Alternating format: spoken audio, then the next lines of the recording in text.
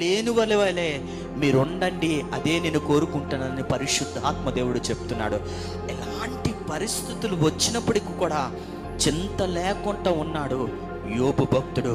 అందుకే 200 ఆశీర్వాదం చూశాడు. గట్టిగా చప్పట్ల కొడుతూ ప్రభు హల్లెలూయా.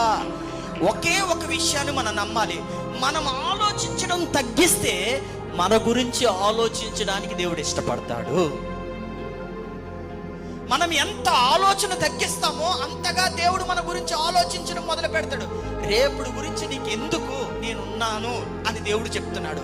నీ కుటుంబం గురించి నేనున్నాను, నీ బిడ్డల గురించి నేనున్నాను, నీ ఫ్యామిలీ గురించి నేనున్నాను, నీకెందుకు భయపడకు, నేనున్నాను అని దేవుడు చెప్తున్నప్పుడు ఆ మాటను పక్కన పెట్టి వాడు పక్కన కూర్చొని వాడు అంటాడు, నీ జీవితం అయిపోయింది, నీ బ్రతుకు అయిపోయింది, నీ కుటుంబం అయిపోయింది, ఎందుకు మందిరం, ఎందుకు ప్రార్థనలు, ఎందుకు ఉపవాసాలు, ఎందుకు కూడుకులు, ఎందుకు సంఘాలు, కూర్చో ఇంట్లో కూర్చుంటే సరిపోద్దని వాడి మాటకి ఇచ్చినంత వాల్యూ దేవుడి మాటకి ఇవ్వలేకపోతున్నారు. ఏమి ఆలోచిస్తున్నారు లైఫ్ లో?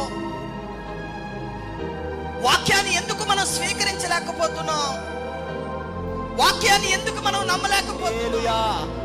రేపటి దినం గురించి నువ్వు ఆలోచించద్దు సహోదరి సహోదరుడా. ఆలోచించు. నీకు బిడ్డలు ఇచ్చిన దేవుడు ఆ బిడ్డల యొక్క భవిష్యత్తుల గురించి దేవుడు ఆలోచించడా? నీకు భర్తనిచ్చిన దేవుడు నీ భర్త భవిష్యత్తుల గురించి దేవుడు ఆలోచించడా?